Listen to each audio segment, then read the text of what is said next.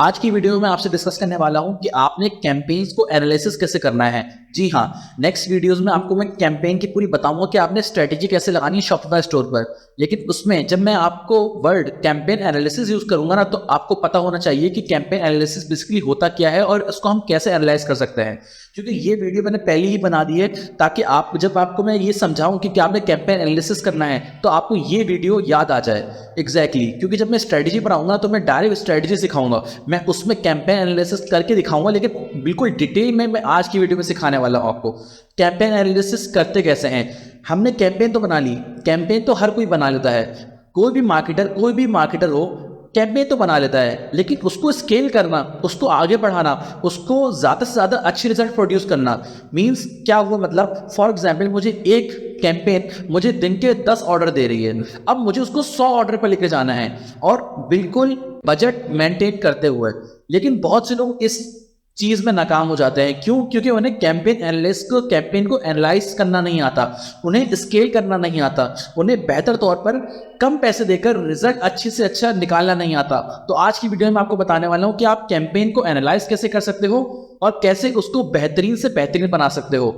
Campaign analysis का जो तरीका मैं आपको बताने वाला हूं उसको हम रेशियो एनालिसिस भी कहते हैं। तो जब भी मैं रेशियो एनालिसिस या कैंपेन एनालिसिस की बात करूं या जिक्र करूं तो आपके जहन में ये मेथड आना चाहिए जो मैं आज की वीडियो में आपको सिखाने वाला हूं। सबसे पहले शुरू करने से पहले मैं आपको ये बताना चाहता हूं कि जब भी मैं एलसी का यूज करूंगा, एलसी का मतलब लिंक क्लिक्स होता है, एलपीवी का मतलब लैंडिंग पेज व्यू होता है, ऐड टू कार्ट का मतलब एटीसी होता है और परचेज का मतलब पी होता है। तो ये शॉर्ट फॉर्म है इसकी। और जब हम मैट्रिसेस देखेंगे फेसबुक एड्स मैनेजर में तो हमें ये नहीं दिखेगा, हमें दिखेगा ये चीज़ें। तो इसी वजह से आप इसको यूज़ कर सकते हैं और आप समझ जाएंगे कि इसका मतलब क्या होता है। एग्जैक्टली अब हम शुरू करते हैं अपनी कैंपेन को एनालाइज करना और देखते हैं कि कैसे हम कैंपेन को बेहतर से बेहतर एनालाइज कर सकते हैं। सबसे पहले मैं अपने एड्स मैनेजर पर आता हूं। मैंने, आप देख सकते हैं, मैंने एक एड सेट खोल कर रखा हुआ है जिसमें 3 कैंपेन बनी हुई हैं। मैंने बेसिकली एक कैंपेन को सिलेक्ट किया हुआ है, एक कैंपेन को सिलेक्ट करके मैंने एड सेट पर आया हूँ, क्योंकि हमने जो चेंजेस करनी है, हमने जो एनालाइज करना है वो हमने एड सेट पर करना है। याद रखिएगा, बहुत से लोग, बहुत से मार्केटर वो कैंपेन में एनालाइज करना शुरू कर देते हैं। ये बहुत गलत चीज़ है, क्योंकि जब हमने बजट ही एबीओ रखा हुआ है, एड सेट बजट रखा हुआ है, तो हमने एनालिसिस वगैरह भी एड सेट के ऊपर करना है। जितने भी हमने एड सेट बनाए हुए हैं हमने एड सेट के ऊपर करना है एनालाइज। तो यहाँ पर आपने एनालाइज एड सेट के ऊपर करना है, ये आपने हमेशा याद रखना है। अब क्या होता है, मैं एनालाइज करता हूँ। सबसे पहले आपने ये जो मैंने मैट्रिसेस फॉर्म बनाई हुई है ये आपने बिल्कुल एज इट इज़ बना लेनी है। ये मैट्रिसेस देख लें आप कि as it is step by step जो भी मैंने मैट्रिसेस बनाई हुई है ये आपने अपने मैट्रिसेस बना लेनी है। और ये कैसे बनाते हैं ये मैं आपको बता देता हूँ, हल्का सा ओवरव्यू देता हूँ।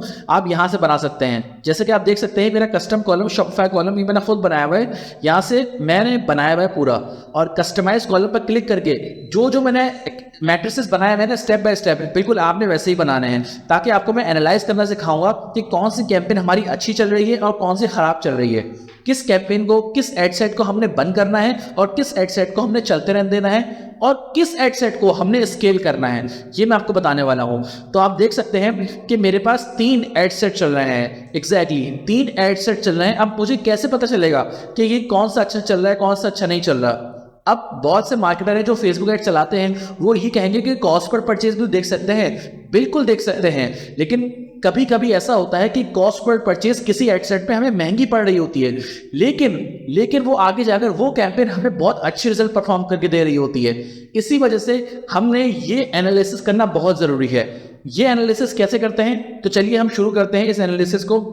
मैंने आपके लिए एक शीट बनाकर रखी हुई है। ये शीट मैं आपको डिस्क्रिप्शन में भी डाल दूंगा, आराम से आप इस शीट को ड्राइव पर मैं डाल दूंगा, आप इसको डाउनलोड कर सकते हैं इजीली। अभी आप इन सब को छोड़ दें क्योंकि ये एरर दे रहा है। एरर इसलिए दे रहा है क्योंकि यहाँ पे मैंने फॉर्मूला लगाया हुआ है। अब ये आप देख सकते हैं, ये आपको ज़्यादा सोचने की जरूरत नहीं है। ये शीट मैं आपको डिस्क्रिप्शन में दे दूंगा, ये फॉर्मूला एज इट इज इसमें लगा होगा, आप उसको एज इट इज यूज कर सकते हो। Exactly as it is use कर सकते हो। तो अब हम सबसे पहले कैंपेन का एनालिसिस करना शुरू करते हैं। इस शीट के जरिए, इस शीट को इस्तेमाल करते हुए हम अपना कैंपेन का एनालिसिस करेंगे। तो चलिए उस 3 एड सेट का एनालिसिस करते हैं। सबसे पहले मेरे पास कौन सी है एड सेट, ये नाम जरूर लिख लें आप ताकि आपको नाम याद रहे। पोस्ट 2, पोस्ट 1, वीडियो 2, ये मैंने 3 नाम लिख लिए बिल्कुल एज इट इज, जैसे ऊपर नीचे मुझे दिख रहा है मैंने एज इट इज नाम लिख लिया यहाँ पर। अब मैं एनालिसिस करता हूँ। सबसे पहले मैंने क्या बताया, एलसी का मतलब लिंक क्लिक्स। अब लिंक क्लिक्स का मुझे कॉलम देखना है। लिंक क्लिक्स का कॉलम मेरे पास कहाँ है, ये रहा लिंक क्लिक्स का कॉलम। क्या है मेरे पास लिंक क्लिक्स 96 113 107। तो एज इट इज मैं करता जाऊंगा। यहाँ पे मैंने लिंक क्लिक्स अपलोड कर दिया है। अब एलपीवी का मतलब landing page view. Landing page view में जल्दी से आ जाता हूं मैं। ये मेरा लैंडिंग पेज व्यू है 54 70 46। अब आप देख सकते हैं जैसे ही मैं फिल करना जा रहा हूं यहाँ पे कॉलम पर, एज इट इज यहाँ पर कुछ ना कुछ फॉर्मुलाज बन रहे हैं, कुछ ना कुछ आंसर आ रहे हैं। ये क्यों आ रहा है ऑटोमेटिक, क्योंकि यहाँ पर आप देख सकते हो मैंने फॉर्मुला लगाया हुआ है। ये फॉर्मुला आपने जरूर लगाने की जरूरत नहीं है। मैं आपको कोई शीट दूंगा ना, ये फॉर्मुला एज इट इज उसमें लगा होगा, तो आपने फिगर करने की जरूरत नहीं है। अब आते हैं ऐड टू कार्ट पर, एटीसी पर। अब ऐड टू कार्ट पे आपने कुछ देखा होगा कि कुछ इन्फॉर्मेशन यहाँ मिसिंग है। बहुत सी कैंपेन में ज्यादातर ऐसा होता है कि जब हम कोई कैंपेन चलाते हैं, कोई एड से चलाते हैं, तो कुछ इन्फॉर्मेशन मिसिंग हो जाती है बिकॉज ऑफ iOS 14.5 अपडेट। जैसा कि मैंने आपको पिछली वीडियोस में बताया हुआ कि iOS 14.5 की वजह से कुछ डाटा हमारे साथ मिसिंग हो जाता है, हमारे पास मिसिंग हो जाता है, और इसी वजह से हमारे पास सही से डाटा नहीं आता। तो फिर भी मैं आपको बताऊंगा कि आप अपने तौर पर अंदाजा कैसे लगा सकते हो और इसकी इन्फॉर्मेशन कैसे पुट कर सकते हो। तो सबसे पहले मैं पुट करता हूँ 42, और ऐड टू कार्ट हमारे पास वीडियो 2 का नहीं है, लेकिन हमें ये डालना है, क्योंकि हम नहीं डालेंगे तो हमारे पास रिजल्ट नहीं आएगा। तो ये मैं अभी डालूंगा, लेकिन सबसे पहले मैं सारी चीजें चेकआउट इनिशिएटेड और परचेज की वैल्यू पुट कर लूँ। उसके बाद मैं ऐड टू कार्ट पर जो मिसिंग इन्फॉर्मेशन है उस पर आऊंगा, और मैं आपको अंदाजन बताऊंगा कि आपने अंदाजा कैसे करना है इस वैल्यू का। ऐसा नहीं है कि वैल्यू बिल्कुल एग्जैक्ट होगी, आगे पीछे हो सकती है, कोई इशू नहीं है, लेकिन ये डालना जरूरी है। क्यों? क्योंकि इससे फायदा होगा हमें, और हमें अच्छे से अच्छे हम कैंपेन को एनालाइज कर पाएंगे। तो चेकआउट इनिशिएटिव को करते हैं हम 465, परचेज पे आ जाते हैं हम 264। अब आते हैं ऐड टू कार्ट पर। अब आप देखिए जरा ऐड टू कार्ट पर मेरे पास ये सारी इंफॉर्मेशन है। मींस 54 बंदे ने हमारे वेबसाइट पर क्लिक किया, हमारा वेबसाइट पर लैंडिंग पेज व्यू किया, उसके बाद ऐड टू कार्ट 4 हुआ है। तो ऐसे ही आप इसको अंदाजा लगा सकते हो अपने तौर पर, ज्यादा ना ज्यादा हो ना ज्यादा कम हो। तो आप इससे अंदाजा लगाओ कि 5 चेकआउट इनिशिएटेड है और 46 लैंडिंग पेज व्यू है। तो इसका मैं अगर हाफ भी करूं, थोड़ा बहुत भी करूं, तो इसका मैं आराम से, फॉर एग्जाम्पल मैं करता हूं, जैसे मैं 9 कर लेता हूँ फॉर एग्जाम्पल, आगे पीछे, क्योंकि ऐड टू कार्ट में आपने ऊपर भी देखा, नीचे भी देखा, साइड में आगे पीछे सब देखा, उसके बाद मैंने अंदाजा लगा दिया कि 9 हो सकता है ऐड टू कार्ट। ठीक है, उसके बाद फिर अब आप देख सकते हो ये सारी इंफॉर्मेशन मेरे पास आ गई। ये ऑटोमेटिकली बिकॉज ऑफ फॉर्मूला ये सारी इंफॉर्मेशन मेरे पास आ गई।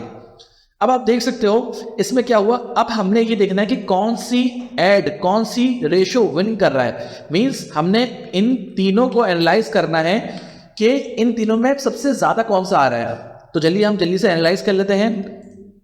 ये मेरे पास सबसे ज्यादा आ रहा है, और ये मेरे पास सबसे ज्यादा आ रहा है, इसमें मेरे पास सबसे ज्यादा ये आ रहा है, और इसमें मेरे पास सबसे ज्यादा ये आ रहा है, और इसमें भी मेरे पास सबसे ज्यादा ये आ रहा है। तो अब मैं आपको बताना चाहता हूं इस रिजल्ट से, मींस सबसे ज्यादा कौन सा कैंपेन, कौन सा रेशियो विन कर रहा है। इसमें मैं आपको बता सकता हूं, आप देख भी सकते हो कि कैंपेन कौन सी अच्छी चल रही है। एडसेट पोस्ट 1, पोस्ट 1 कैसे अच्छी चल रही है, क्योंकि ये यहां भी विन कर रहा है, ये यहां भी विन कर रहा है, और ये यहां भी विन कर रहा है। जबकि सिर्फ वीडियो 2 और पोस्ट 2 सिर्फ और सिर्फ यहां विन कर रहा है। इसलिए मैंने क्या बताया आपको कि आप यहां से भी देख सकते हो। अब आते हैं आप कैंपेन्स पर। कैंपेन्स पर अगर आप देखें तो हमारी कौन सी विन कर रही है, पोस्ट 1। इसको भी मैं चेंज कर देता हूं थोड़ा, पोस्ट 1। अब पोस्ट 1 हम देखते हैं, ये पोस्ट 1 है मेरी। इसकी जरा हम कॉस्ट पर परचेज देखते हैं, तो आप देख सकते हो इसकी परचेज भी ज्यादा है और कॉस्ट पर परचेज भी कम है। मींस क्या मतलब हुआ इसका कि हम इसको स्केल कर सकते हैं। ये हमारी सबसे अच्छी, अगर मैं तीनों को कंपेयर करूं ना, तीनों को, तो सबसे अच्छी चल रही है कैंपेन।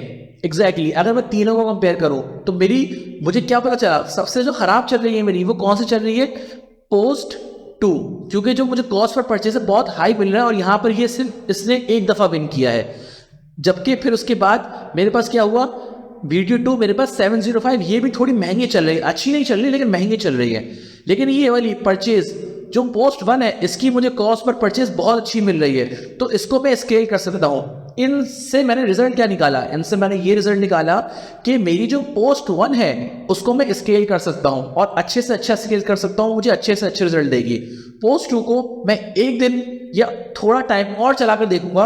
अगर ये इसने अच्छा परफॉर्म नहीं किया तो मैंने इस कैंपेन को बंद कर देना है, इस एड सेट को बंद कर देना है, इस एड सेट को बंद करना है, याद रखिएगा एड सेट को बंद करना है, ठीक है।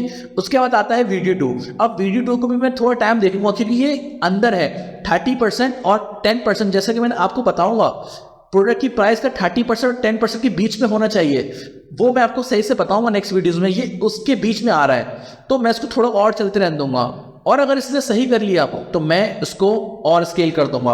और अगर ये स्केल नहीं हो पाया, क्योंकि अगर रिजल्ट अच्छे नहीं है इसके, तो मैं इसको एड सेट को बंद कर दूंगा।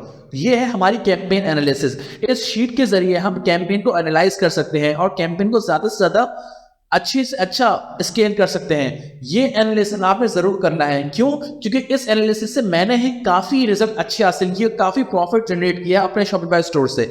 उम्मीद करता हूं आपको आज की जो कैंपेन एनालिसिस करते हैं ना, ये मेथड और ये कॉन्सेप्ट पसंद आया होगा। मैं मिलता हूं फिर आपको नेक्स्ट वीडियोस में, तब तक के लिए खुदा हाफिज।